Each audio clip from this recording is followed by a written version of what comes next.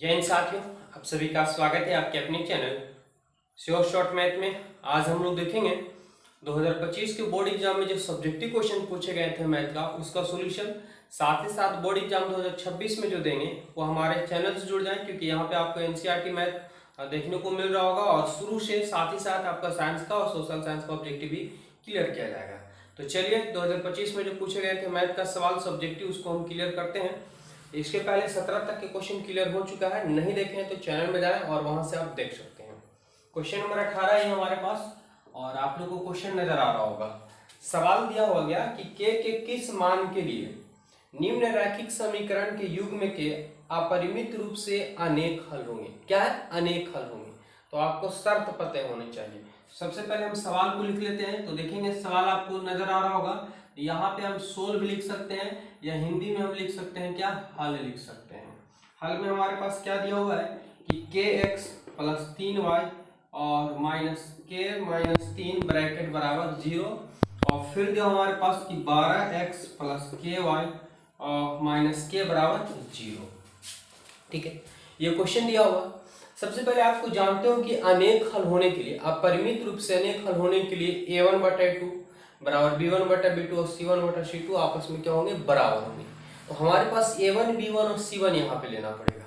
तो देखेंगे ये हमारे पास a1 b1 c1 a2 b2 और c2, क्योंकि समीकरण आप पढ़े होंगे 2-4 रैखिक समीकरण, तो आपको कंप्लीट हो गया होगा। ठीक है, तो यहाँ पे हम करेंगे इसलिए कि a1 का मान हमारे पास कितना लेंगे, तो x का गुणांक k है, b1 का गुणांक y का होता है, तो क्या हो जाएगा हमारे पास 3 हो जाएगा। c1 का मान तो पूरा अंक ले लिया जाता है, अचर पद उठा लिया जाता है, लेकिन अचर पद के रूप में आप देख रहे होंगे यहाँ पे ये क्या दिया हुआ हमारे पास, तो पूरा का पूरा माइनस में दिया हुआ है ना, ये माइनस में, तो क्या ले लेंगे कि माइनस और k माइनस 3 हो जाएगा।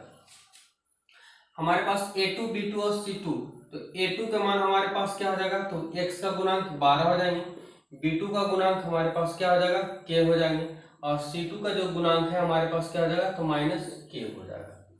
क्योंकि देखिए यहाँ पे इसको मिटा रहे हैं, लेकिन ax1 ये ऐसे होता है x1 प्लस b1y और प्लस c बराबर 0, ये इस रूप में पाया जाता है। ठीक है, और नीचे होता है a2x प्लस b2y और प्लस c2 c1 c2 बराबर 0, इस रूप में दिया जाता है। ठीक है, तो इसी को तुलना करने पर a1 b1 और c1 a2 b2 और c2 का मान निकाला गया है। भली बात आपको अच्छे समझ में आ रहा होगा। अब चलते हैं यहाँ से, क्या चलेंगे, तो यहाँ से लिखेंगे शर्त है, क्या किसके लिए है, तो अनेक हल के लिए, अनेक हल के लिए, अनेक हल के लिए शर्त है। ठीक है, तो अनेक शर्त है हमारे पास क्या, कि अनेक हल के लिए ऐसे लिख सकते हैं, इसलिए अनेक हल के लिए क्या, तो शर्त हमारे पास क्या होता है कि a1/a2 बराबर b1/b2 और बराबर c1/c2 होता है। कहेंगे a1 का मान हमारे पास k है, और हमारे पास अगर बात करें a2 का तो मान हमारे पास 12 है। अच्छा, b1 का मान हमारे पास 3 है, यहाँ b2 का मान हमारे पास k है। अच्छा, c1 का मान हमारे पास माइनस k माइनस 3 है, और c2 का मान हमारे पास क्या है, माइनस k है। इसका मतलब ये हुआ कि आप किसी, ये दोनों आपस में बराबर है, ये भी आपस में बराबर है, ये तीनों की तीनों आपस में बराबर है। किसी एक को बराबर करेंगे, जो मान आएगा वो आपका आंसर हो जाएगा। ठीक है, क्योंकि यहाँ पे सब बराबर है। तो आप इसको तुलना इससे भी कर सकते हैं, इसका तुलना इससे भी कर सकते हैं, कोई दिक्कत नहीं है। तो चलिए हम सोल्व करते हैं। तो k/12 बराबर हमारे पास दिया हुआ 3/k तथा, यानी हम क्या किए कि ये दोनों को आपस में बराबर किए और ये दोनों को आपस में बराबर कर देते हैं। 3/k और बराबर माइनस k माइनस 3 और बटा माइनस k, यही दिया हुआ ना। चलिए, तो किसी, या तो इसको सोल्व करें या इसको सोल्व करें, आंसर सेम ही आएगा। जैसे k गुने k अगर हम करते हैं तो क्या आएगा हमारे पास, k² और 12 के यही क्या हो जाएगा 36, स्क्वायर हटाएंगे तो रूट चढ़ जाएगा 36, और 36 का वर्गमूल आएगा क्या, प्लस माइनस क्या 6 आएंगे। ठीक है, अब जरा यहाँ पे ध्यान देंगे, तो अब तो हमारे पास 6 आ गया, तो इसका मान कौन सा होगा, तो हमेशा याद रखेंगे मान जो है प्लस में लेंगे, कोई दिक्कत नहीं है। चलिए इसको भी हम देख लेते हैं क्या मान आने वाला है। तो देखिए माइनस से माइनस कट जाएगा और k से k भी कट जाएगा, तो तीसरा चीज गुना होगा तो k माइनस 3 और बराबर क्या आएंगे हमारे पास 3 होगा।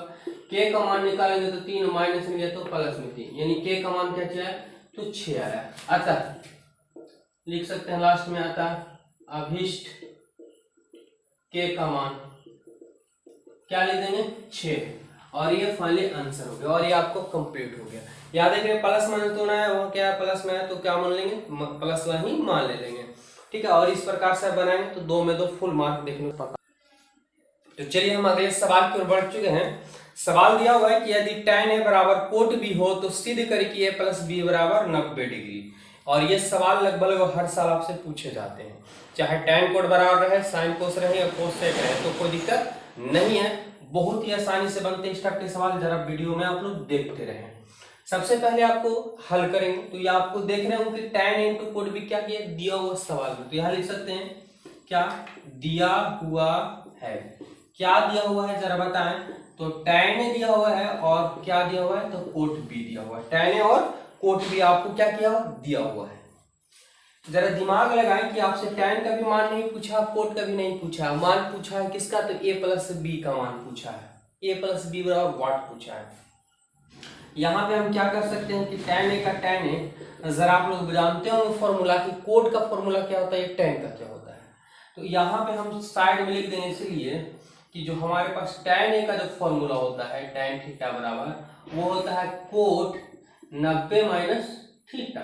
अगर हम बात करें कोट का तो होता है tan 90 माइनस थीटा, ठीक है। तो हम किसी को फॉर्मूला दे सकते हैं, tan का या दे सकते हैं या कोट का भी दे सकते हैं, क्योंकि tan या कोट दोनों को हटाना होगा। हमें tan और कोट नहीं चाहिए, हमें a और b चाहिए। तो यहाँ पे कोट ना लेकर के हम कोट के स्थान पे क्या दे सकते हैं, क्या दे सकते हैं कि tan 90 माइनस थीटा, लेकिन थीटा का स्थान पे हमारे पास b है तो b बैठाएंगे। अब ये tan से tan कट जाएगा तो a बराबर हमारे पास बचेगा 90 माइनस b। अब 90 a का a माइनस से है तो हमारे पास प्लस हो जाएगा बराबर 90 और ये डिग्री लगा देंगे, ठीक है। अतः a प्लस b बराबर 90 डिग्री और यहाँ पे लेते हैं हम क्या प्रूफ है, ठीक है। और इस प्रकार से आपका आंसर कंप्लीट हो गया, कोई भारी नहीं था, बहुत ही सिंपल थे। तो चलिए अगले सवाल की ओर हम बढ़ते हैं। और यहाँ पे अगर आप चाहेंगे तो देखिए यहाँ पे बराबर दिया उस सवाल में आपके पास पैराग्राफ छोड़ा हुआ है, तो आप या का चिन्ह लगा सकते हैं या ना भी लगा सकते हैं, कोई दिक्कत नहीं है। कंप्लीट है। चलिए आगे बढ़ते हैं, वीडियो में बने रहिए। वीडियो अच्छा लग रहा है वीडियो को लाइक कीजिए, चैनल को सब्सक्राइब कीजिए। आगे बढ़ते हैं। तो चलिए अगले सवाल लेकर के आए हैं और ये क्वेश्चन बहुत ही मजेदार सवाल है और लगभग हर साल यहाँ से आपको क्वेश्चन जो है पूछे ही जाते हैं। सवाल है यदि सेक 4a बराबर कोसेक a माइनस 20 हो, जहाँ 4 एक न्यून कोण हो तो a का मान ज्ञात करना है। याद रखेंगे यहाँ सेक या कोसेक दिया, कहीं साइन कोस देगा तो कहीं tan और कोट देते हैं बराबर में, लेकिन आपसे एक क्वेश्चन पूछा ही जाता है। तो चलिए इसको हम सोल्व करते हैं। सबसे पहले क्वेश्चन नजर आ रहा होगा, सोल्व करने के लिए आपको दिमाग लगाइए। सबसे पहले क्या कि सेक 4a बराबर कोसेक a माइनस 20 जो है इस सवाल में ही बराबर दिया हुआ है, तो हम यहाँ पे लिख सकते हैं, क्या लिख सकते हैं कि दिया हुआ है। दिया हुआ है, क्या दिया हुआ है जरा बताएं। तो सेक 4a और बराबर कोसेक, ठीक है, a माइनस 20 डिग्री, यही दिया हुआ ना। लेकिन सर बिल्कुल यही दिया हुआ है, लेकिन अगर आप जरा सोच के देखें कि सवाल में आपको सेक के भी मान नहीं पूछा और कोसेक का भी नहीं मान पूछा है, हमें पूछा है किसका तो a का मान पूछा है, यानी सेक को भी हटाना पड़ेगा और कोसेक को भी हटाना पड़ेगा। चलिए हटाते हैं। लेकिन सवाल में आप ये भी एक देख रहे होंगे कि 4 एक प्रकार का क्या है न्यून कोण है। क्या है न्यून कोण है, और न्यून कोण वही होते हैं जो 90 डिग्री से छोटा होते हैं, यानी 90 से कम ही होते हैं, ठीक है। तो आपको ये दिमाग लगाना होगा कि चाहे तो इसको आप चेंज करें या तो इसको आप चेंज करें। किसी एक को चेंज करेंगे तो आराम से दोनों सेम, जैसे यहाँ सेक है यहाँ भी सेक लाना होगा तो सेक से सेक कटेगा, यहाँ कोसेक है तो यहाँ भी कोसेक से कोसेक कट लेना चाहिए। तो क्या आपको फॉर्मूला पता है, यहाँ पे आप लिख सकते हैं, क्या लिख सकते हैं कि देखेंगे क्या लिख सकते हैं। अगर कोसेक लिखते हैं कोसेक थीटा, तो आप लोग पढ़ चुके होंगे कि सेक 90 माइनस थीटा अगर होता है तो हमारे पास सेक 90 माइनस थीटा होता है तो वो कोसेक थीटा होते हैं। अगर कोसेक यहाँ पे सेक लिखेंगे तो कोसेक 90 माइनस थीटा होता है, बिल्कुल होता है। तो यहाँ पे आप लिख सकते हैं क्योंकि ये न्यून कोण है मतलब 90 डिग्री से छोटा है, तो सेक हम लिख सकते हैं कि सेक 90 माइनस थीटा यानी कोसेक थीटा। अब यहाँ सेक थीटा है तो अगर हम यहाँ पे लिखते हैं सेक थीटा तो यहाँ पे क्या हो जाएगा हमारे पास कि कोसेक और 90 माइनस थीटा हो जाएगा। तो ये सेक थीटा ना लिख करके हम क्या फॉर्मूला दे सकते हैं कि कोसेक 90 माइनस थीटा दे सकते हैं। तो यहाँ पे लिख सकते हैं कि cosec 90 minus theta, 90 minus theta, और थीटा का स्थान पे हमारे पास 4a दिया हुआ है, तो हम थीटा का स्थान पे 4a बैठाएंगे, बराबर हमारे पास कोसेक a माइनस 20। चाहे तो आप फॉर्मूला दोनों लिख देंगे, कोई दिक्कत नहीं होगा, या आप चूंकि इसलिए यहाँ पे दे सकते हैं कि चूंकि इतना बराबर इतना होता है, इसीलिए जो है चूंकि यहाँ पे साइड में आप लगा सकते हैं, इससे कोई दिक्कत नहीं है। फॉर्मूला दिया हुआ साइड में कि हम आखिर ये लिखे कैसे, तो हम बता सकते हैं कि इतना बराबर इतना, चूंकि फॉर्मूला होता है इसलिए। अब ये कोसेक से कोसेक कट जाएगा हमारे पास, तो बचेगा 90 माइनस 4a, और ये हमारे पास बचेगा a माइनस 20।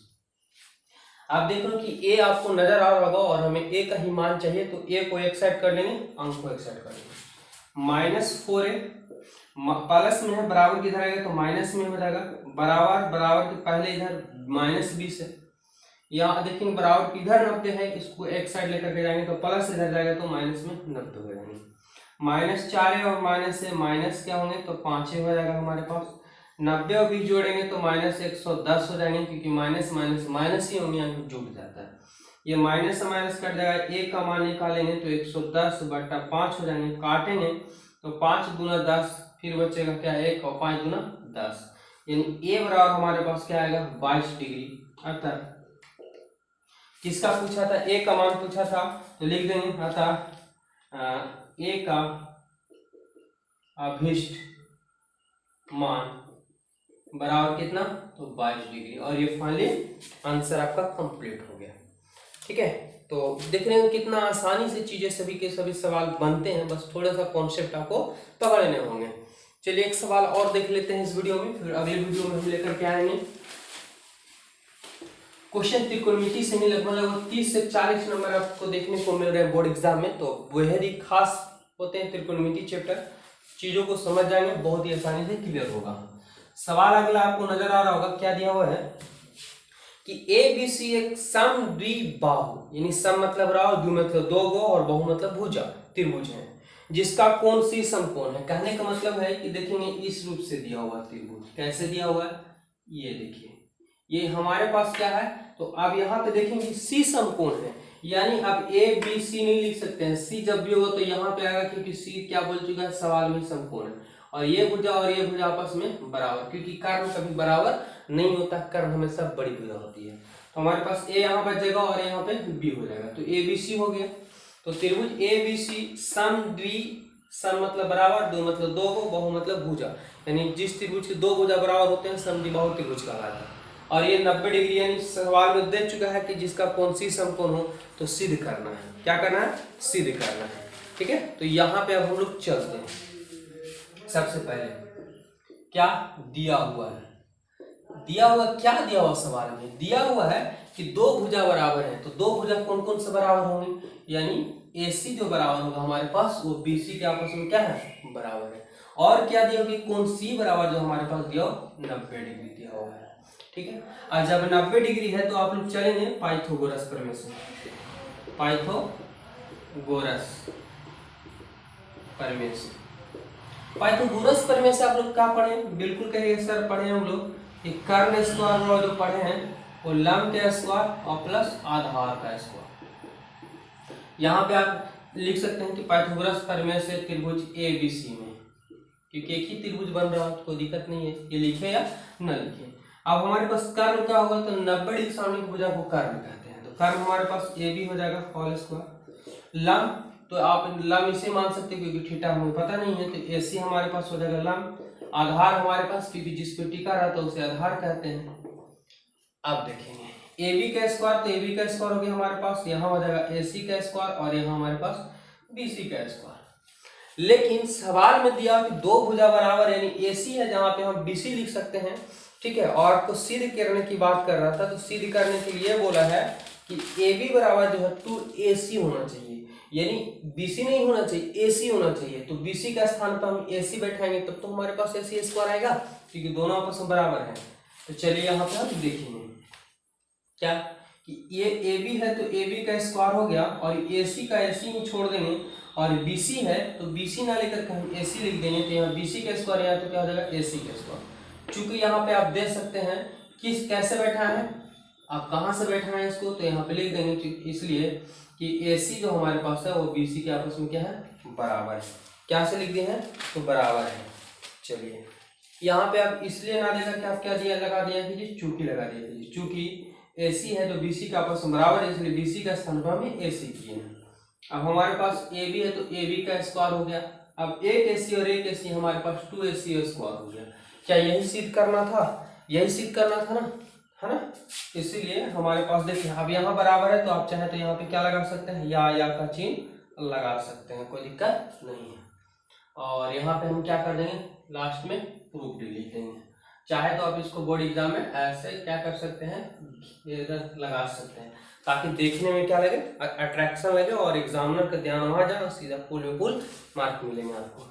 तो इस टाइप के सवाल पूछे गए थे, देखिए कितना आसानी से बनता है और बहुत ही आसानी से आपको आगे भी समझ में आएंगे। हमारे चैनल से जुड़े, मैथ में एक्सपर्ट बना देंगे। धन्यवाद।